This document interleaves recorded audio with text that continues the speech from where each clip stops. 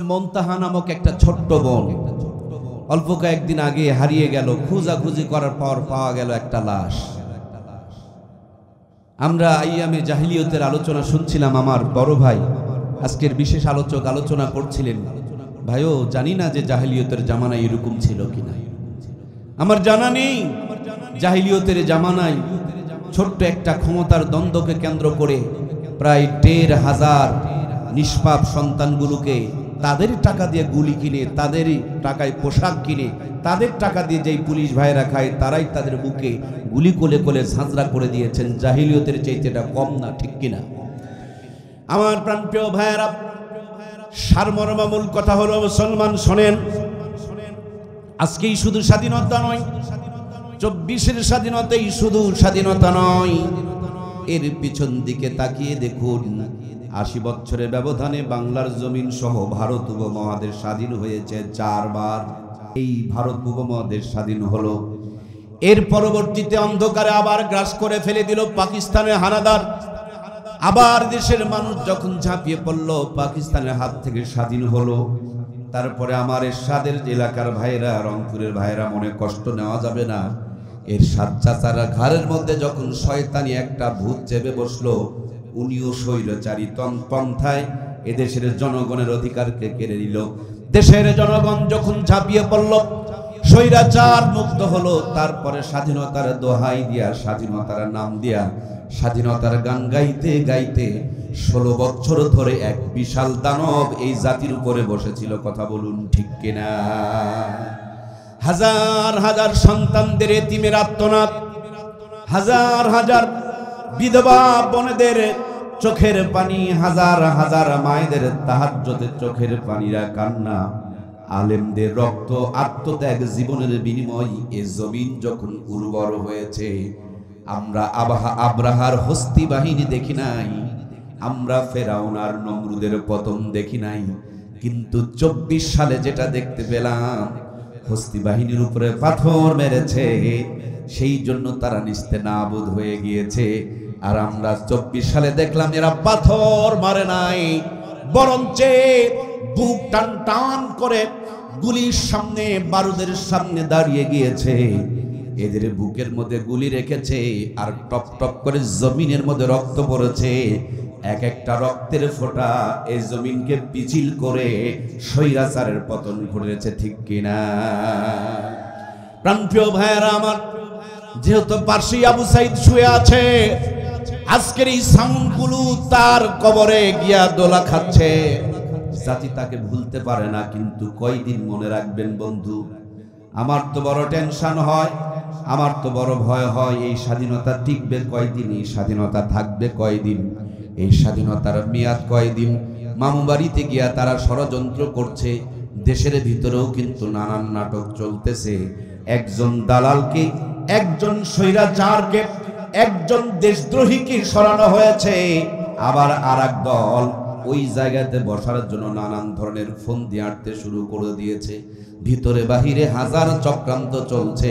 সুতরাং এই স্বাধীনতাকে যদি রক্ষা করতে হয়, বাংলাদেশের রাষ্ট্রপতি থেকে নিয়ে, প্রধানমন্ত্রী থেকে নিয়ে, চেয়ারম্যান, মেম্বার, এমপি, মন্ত্রীর যতগুলো চেয়ার আছে, প্রত্যেকটা চেয়ারের মধ্যে নবীর উত্তরসূরি ওলামা ইকরামকে বসানো না পর্যন্ত এদেশের স্বাধীনতা রক্ষা পাবে না, ঠিক কিনা?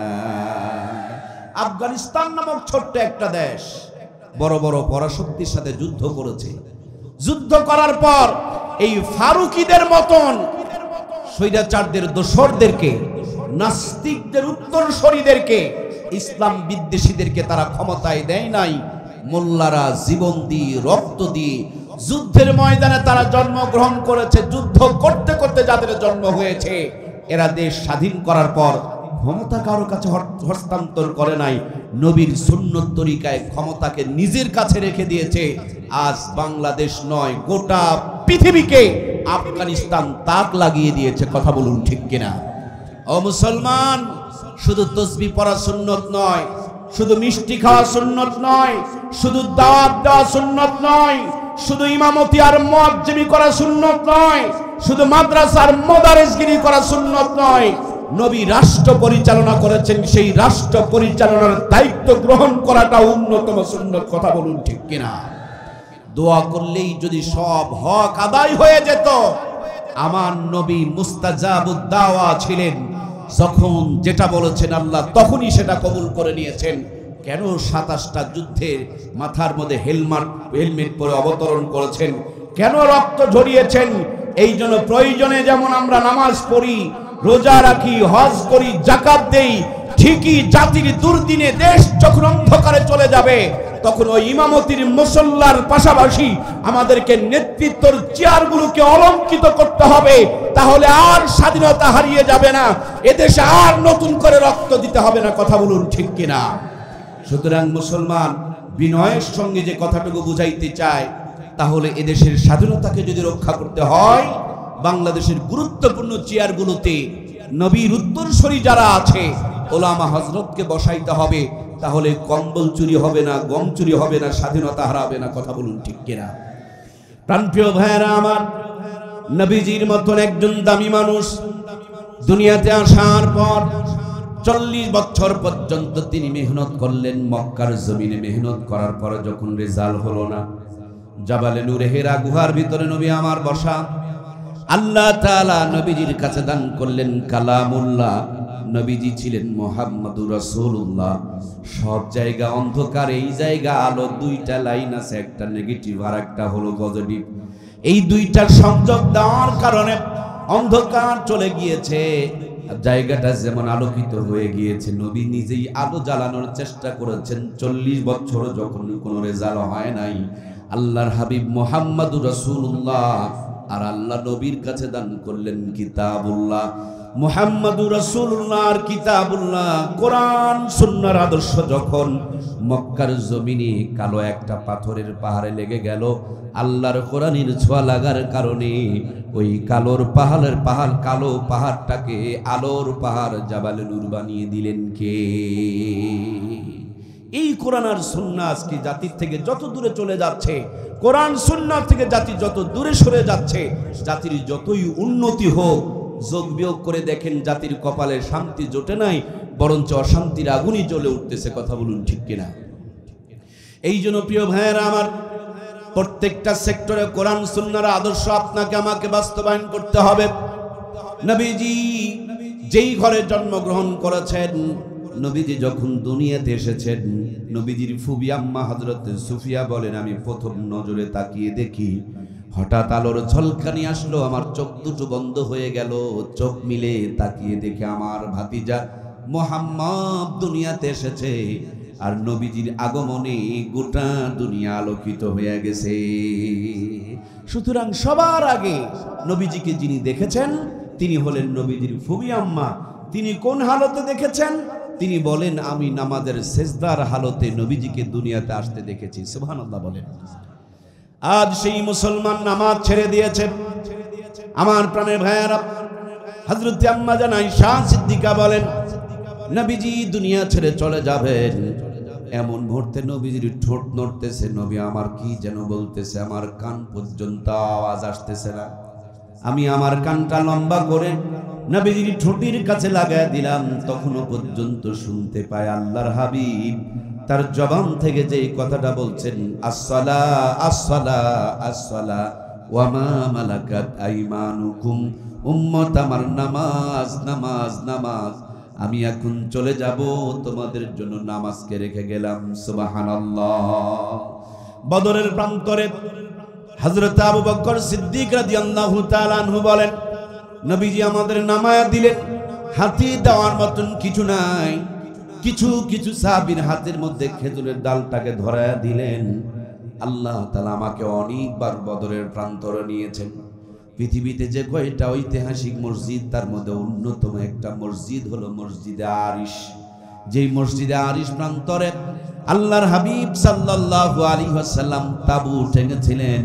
আবু বকর বলেন, আমাদের ময়দানে নামায়া দিয়া সেদিন নবীজির গায়ে একটা সাদা চাদর ছিল, তিনি নামাজের সেজদাতে এত কান্নায় ভেঙে পড়লেন, আমি আমার নবীজিকে জীবনে এত কান্না করতে কোনোদিন দেখি নাই। সেদিন নবীজির চোখের পানি দেখে আমি বুঝতে পেরেছি আজকের বদরের ময়দানে আল্লাহ আমাদেরকে বিজয় দান করবেন। এই জন্য প্রাণপ্রিয় ভাইয়েরা, প্রত্যেকটা সফলতার পিছনে দুইটা লাইন লাগবে। এক নম্বরের লাইন লাগবে মেহনত, আর দুই নম্বরের লাইন লাগবে নামাজে দাঁড়িয়ে দাঁড়িয়ে, সেজদায় মাথা লাগিয়ে, তাহাজ্জুদে দাঁড়িয়ে দাঁড়িয়ে আল্লাহ তাআলার কাছে সাহায্য। এই পৃথিবীতে যতগুলো কাজে মুসলমানরা বিজয় অর্জন করেছে, প্রত্যেকটা বিজয়ের পিছনে যেমনি শ্রম রয়েছে, মেহনত রয়েছে, তেমনি ভাবে কিন্তু যায় নামাজের চোখের পানিও রয়েছে। আমরা যখন দেখলাম আল্লামা সাইদিকে যখন ষড়যন্ত্র করে তারা মেরে ফেলে দিল, আহারে বলতেই যেন কলিজাটা ফেটে যেতে চায়। যেদিন আল্লামার রায় হয়েছে, আমি আজকেও শুনলাম সেই দিন আপনার ইউনিয়নে সম্ভবত 60 থেকে 8 জন তার নিজের জীবনকে আল্লাহর জন্য উৎসর্গ করেছেন, ঠিক কিনা? যখন তাদের ফাঁসির রায় হলো, মানুষেরা, এই মুসলমানেরা, কিছু মুসলমান মিষ্টি খেতে শুরু করল। আহা, তারা তখন টিটকারি করে বলছিল, হুজুররা তোমাদের তাহাজ্জুদ কই গেল, তোমাদের চোখের পানি কই গেল, তোমাদের নফল রোজা কোথায় গেল?